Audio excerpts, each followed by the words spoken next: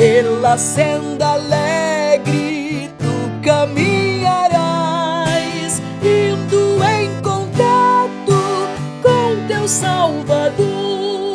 Paz do Senhor para todos os nossos queridos irmãos do Simply Pentecostal.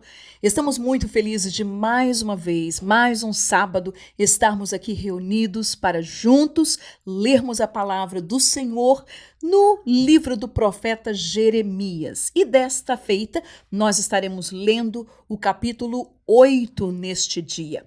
Antes de mais nada, não se esqueça, não é? Se você é a primeira vez que você está aqui neste devocional, inscreva-se no canal para que você possa receber todas as notificações de segunda a sábado, quando nós estivermos, não é? Enviando e estarmos aqui juntos para lermos a palavra de Deus. Portanto, se você tem a sua Bíblia, não é? Abra no capítulo 8 do profeta Jeremias e nós vamos dar continuidade àquilo que nós temos falado, não é? E hoje nós estaremos falando sobre este castigo inevitável de que Deus descreve para Jeremias que aconteceria com o seu povo. E então a palavra de Deus nos diz assim: naquele tempo, diz o Senhor, tirarão os ossos dos reis de Judá e os ossos dos seus príncipes e os ossos dos sacerdotes e os ossos dos profetas e os ossos dos habitantes de Jerusalém para fora das suas sepulturas.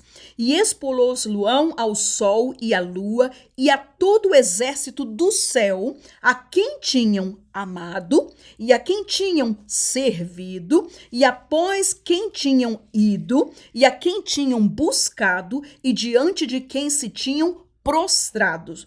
Não serão recolhidos nem sepultados, serão como esterco sobre a face da terra.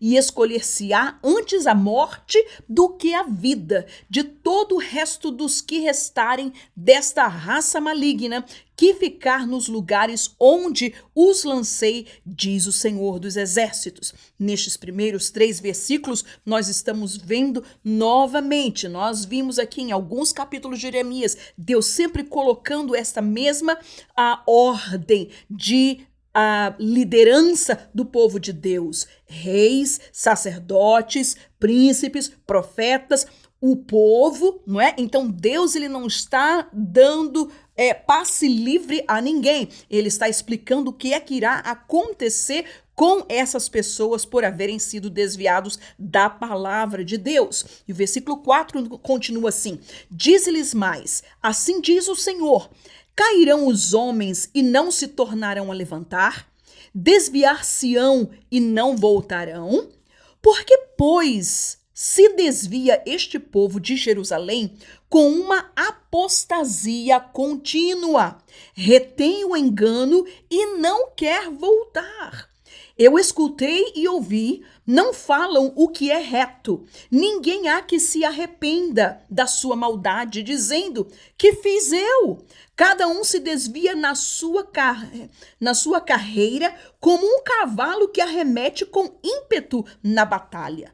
Até a cegonha do céu conhece os seus tempos determinados, e a rola, e o grou, e a andorinha observam o tempo da sua arribação, ou seja, da sua imigração. Mas o meu povo não conhece o juízo do Senhor. Como, pois, dizeis, nós somos sábios e a lei do Senhor está conosco? Eis que em vão tem trabalhado a falsa pena dos escribas. Permita-me parar um pouquinho por aqui, meus queridos e amados irmãos. Deus, ele contende novamente com o seu povo, e nós vimos isso em capítulos anteriores, sobre a questão do povo não se arrepender. De Deus estar falando com o seu povo, de estar mostrando a eles os seus erros, mas o povo continua uma vida contínua de pecado, uma vida contínua de apostasia. E nem somente isso, Deus então agora ele faz uma comparação, ele disse, gente, os pássaros, Eles conhecem o tempo da sua migração. Quando é hora deles irem de uma região para outra, eles sabem quando. Mas o meu povo, eles desconhecem, eles não conhecem, não fazem acaso do juízo do Senhor. E isto é muito importante, meus queridos e amados irmãos. Por quê? Porque é importante nós conhecermos, nós termos ideia, nós termos a sensibilidade do juízo do Senhor. Se os irmãos que estiveram vendo e ouvindo o nosso devocional de ontem, da sexta-feira, os irmãos irão ver de que a nossa irmã, professora Manuela, ela falou sobre o Salmo 18 e falou sobre a questão do juízo de Deus, de que Deus ele não poupa. Deus é um Deus justo, é um Deus que traz o seu juízo sobre aqueles que fazem, que desobedecem. E então, nesta palavra, quando Deus diz o meu povo não conhece o juízo do Senhor, o que é que faria alguém não conhecer ou desconhecer o juízo do Senhor? Eu gostaria de, pelo menos, colocar 3 ou 4 pontos aqui. Em primeiro lugar, é de uma vida que permanece no erro, no pecado. Uma pessoa errou, uma pessoa pecou, mas ao invés de se arrepender, uma vez depois de ser alertada, de ser exortada, seja pela palavra, seja pelo Espírito Santo de Deus que vive em nós, seja por alguém, de alguma maneira que Deus usou, esta pessoa endurece a sua cerviz e essa pessoa não reconhece. Essa é uma maneira da pessoa desconhecer o juízo de Deus. Se ela permanece neste erro, Deus irá enviar e essa pessoa está pensando, não, tá tudo certo comigo. E esta era o problema do povo de Israel. Em segundo lugar, a questão de permanecer em desobediência. Deus falou algo, Deus exigiu algo, Deus escreveu-nos algo, Deus colocou diante de nós e nós desobedecemos deliberadamente. Nós entendemos que está errado, nós entendemos que não pode, nós entendemos que isso vai entristecer o Espírito Santo de Deus, nós entendemos de que Deus ele não se apraz com isso, entretanto, deliberadamente a pessoa desobedece. E isso, a constância de fazer isso faz com que a pessoa se torne insensível quanto ao juízo do Senhor. Porque o diabo ele vai dizer, não tem problema não, amanhã você se arrepende, amanhã você pede perdão, amanhã você se conserta, tá tudo certo por hoje. E este amanhã vai para outro mês, para outro ano, para outra década, e a pessoa permanece e começa a perder a sensibilidade do juízo de Deus. Outra coisa é a falta de intimidade com a palavra de Deus. Se nós deixamos esta palavra, meus queridos irmãos, se nós não a lemos, se nós não a obedecermos, se nós não amarmos essa palavra, se nós não dedicarmos o nosso tempo, como hoje eu e você, nós estamos aqui debruçados sobre esta palavra para ler, para aprender, isto faz com que nós possamos criar sensibilidade da vontade de Deus, do Espírito de Deus para fazer aquilo que Deus pede de nós. Entretanto, o seu povo, a Bíblia diz, por continuamente na sua apostasia, a Bíblia fala de que o povo não conhece o juízo do Senhor. Versículo 8 nos diz, como, pois, dizeis, nós somos sábios? Depois de tudo isso, as pessoas podem dizer, nós somos sábios e a lei do Senhor está conosco. Não, não estava. Eis que em vão tem trabalhado a falsa pena, ou seja, a falsa caneta, a falsa, escrituras dos escribas. Os sábios foram envergonhados, foram espantados e presos. Eis que rejeitaram a palavra do Senhor. Que sabedoria, pois, teriam? Eis aí a pergunta do Senhor. Se essas pessoas, se alguém rejeita a palavra do Senhor, se rejeita essa escritura, se rejeita aquilo que Deus já falou para nós, que sabedoria haveria em nós? Como este povo, como estes líderes poderiam dizer que tinham sabedoria? Provérbios capítulo 9, versículo 10, Salomão ele escreve: o temor ao Senhor é o princípio da sabedoria. E como é que nós ganhamos temor? Pela palavra do nosso Deus. Esta palavra traz temor ao nosso coração. Versículo 10 nos diz: portanto, em consequência de tudo isso, o que é que Deus diz que vai fazer? Darei suas mulheres a outros, e as suas herdades a quem as possua, porque desde o menor até ao maior, cada um deles se dá à avareza, à ganância. Desde o profeta até o sacerdote, cada um deles usa de falsidade.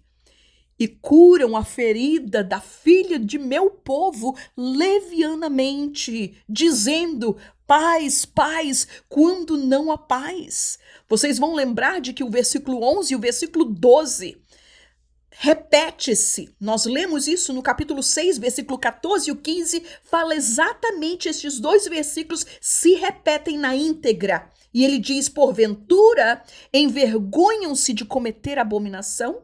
Pelo contrário, de maneira nenhuma se envergonham, nem sabe que coisa é envergonhar-se, corar-se, ficar com vergonha. Portanto, cairão entre os que caem e tropeçarão no tempo em que eu os visitar, diz o Senhor. Certamente os apanharei. Não pense o homem que pode simplesmente continuar fazendo e desfazendo da palavra de Deus, do seu mandamento, e nada vai acontecer, que não vai haver consequências. Deus diz: certamente os apanharei, diz o Senhor. Já não há uvas na vide, nem figos na figueira, e a folha caiu, e até aquilo mesmo que lhes dei se irá deles. Por quê? Porque nos assentamos ainda. Juntai-vos e entremos nas cidades fortes, e ali estejamos calados, pois já o Senhor nosso Deus nos fez calar e nos deu a beber água de fel, água envenenada, porquanto pecamos contra o Senhor. O povo fazia tudo isso e dizia: olha, Deus está dizendo que o inimigo vem, mas nós vamos entrar em nossas cidades fortes e vai estar tudo certo. Não, irmãos, não vai, porque Deus ele vai buscar aonde estiver para poder, como dizia Jesus, até pagar o último ceitil, aleluia.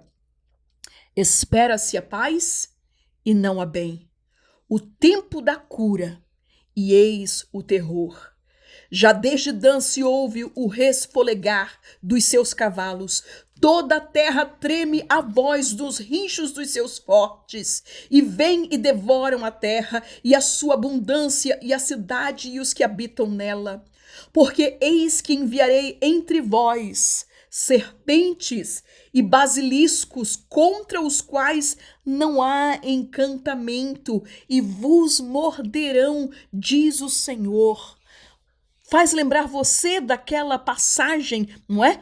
No livro de Números, quando Deus ele envia serpentes ardentes no meio do povo por causa da sua murmuração, e eles eram picados, e aqueles que eram picados morriam, exceto se olhassem para aquela serpente que foi colocada sobre uma haste, e as pessoas viveriam, teriam uma segunda oportunidade. Eis a voz do clamor da filha do meu povo. Versículo 18. Ó, se eu pudesse consolar-me na minha tristeza. O meu coração desfalece em mim. Olha o coração de Jeremias. Eis a voz do clamor da filha do meu povo, de terra muito remota. Não está o Senhor em Sião? Não está nela o seu rei? Por que me provocaram a ira com as suas imagens de escultura, com vaidades estranhas? Passou a cega, findou o verão, e nós não estamos salvos. Estou quebrantado pela ferida da filha do meu povo. Ando de luto, o espanto se apoderou de mim. Irmãos, eu imagino que Jeremias não podia crer naquilo que ele estava vendo, na reação do povo, quando ele sabia de que Deus estava enviando um juízo muito pronto para o seu povo, aleluia. E ele diz, porventura, não há unguento em Gileade, ou não há lá médico, porque, pois, não teve lugar a cura da filha do meu povo. Eis a pergunta de Jeremias: por que não foram curados? Foi falta de oportunidade, foi falta de palavra, foi falta de exortação, foi falta de Deus derramar a sua graça, foi falta de Deus enviar o seu Espírito, foi falta de Deus falar madrugando através dos seus profetas. Mas a Bíblia nos fala em Provérbios capítulo 29, versículo 1. O homem que muitas vezes, repreendido, endurece a cerviz, será quebrantado de repente, sem que haja cura. Aleluia. Meus irmãos, que linda palavra nós temos à nossa frente.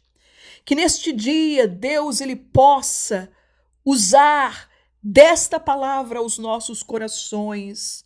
Que o Espírito Santo de Deus ele possa ministrar as nossas vidas, para que nós possamos a cada dia lembrar de que Deus é um Deus amoroso, é um Deus de graça, mas é um Deus que, segundo Eclesiastes capítulo 12 e o versículo 14, nos diz que Deus há de trazer a juízo todas as coisas, até aquelas que estão escondidas. Aleluia! Não, Deus ele não se deixa escarnecer. Aleluia! Não há médico, não há Espírito Santo, não há bálsamo em Gileade, porque não teve cura. Que Deus nos guarde, que o nosso coração seja um coração temente ao Senhor. Que em todo momento nós possamos estar muito perto desta palavra, deste Deus. Tiago ele nos diz: achegai-vos a Deus e ele se achegará a vós. O que é que nós temos que fazer?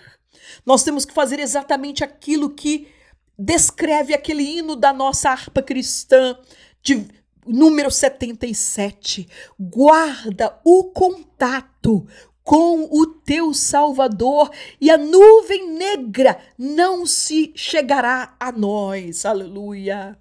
Devemos viver em plena comunhão com a sua palavra, com o seu Espírito, com o nosso Deus. Vamos então louvar ao nome do Senhor com este hino tão lindo, hino de número 77, Guarda o Contato.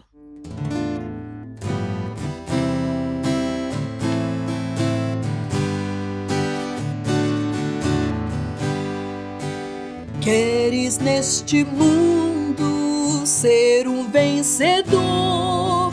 Queres tu cantar nas lutas e na dor? Queres ser alegre, qual bom lutador?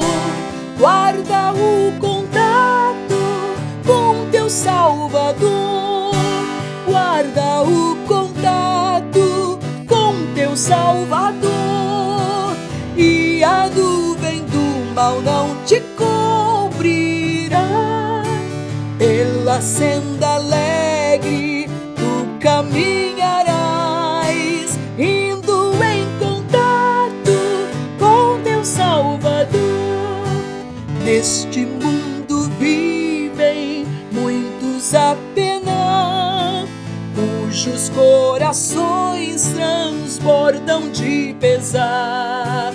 Dá-lhes a mensagem de amor sem par. Com Deus o contato deves tu guardar. Guarda o contato com teu Salvador. mal não te cobrirá. Pela senda alegre tu caminharás, indo em contato com teu Salvador. Queres tu com Deus a comunhão obter, sua glória em ti sempre permanecer.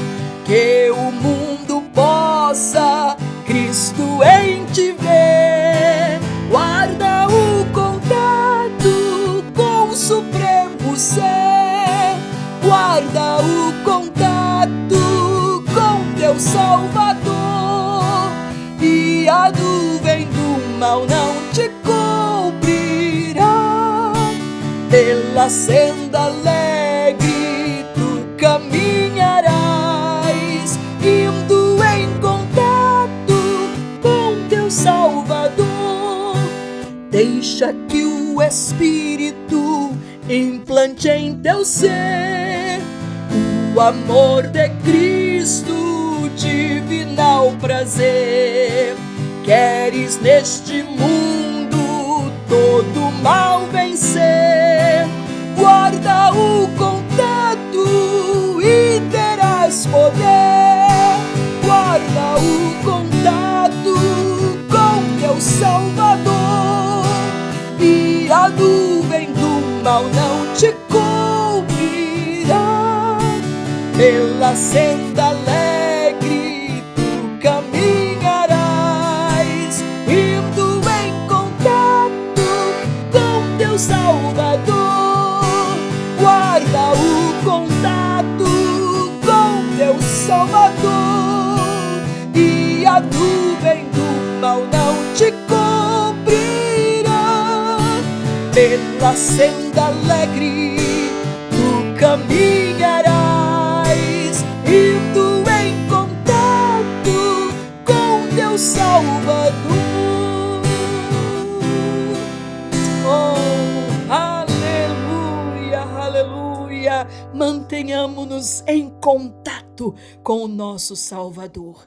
Mas quero também lembrar a todos vocês, se você é professor de escola dominical, não esqueça, hoje mais logo nós teremos a nossa live para os professores da EBD, juntamente com a nossa irmã Manuela, e nós estaremos juntos e você é o nosso convidado. Que Deus assim possa te abençoar, juntamente com a sua família, e tenha um domingo abençoado pelo poder do sangue de Jesus.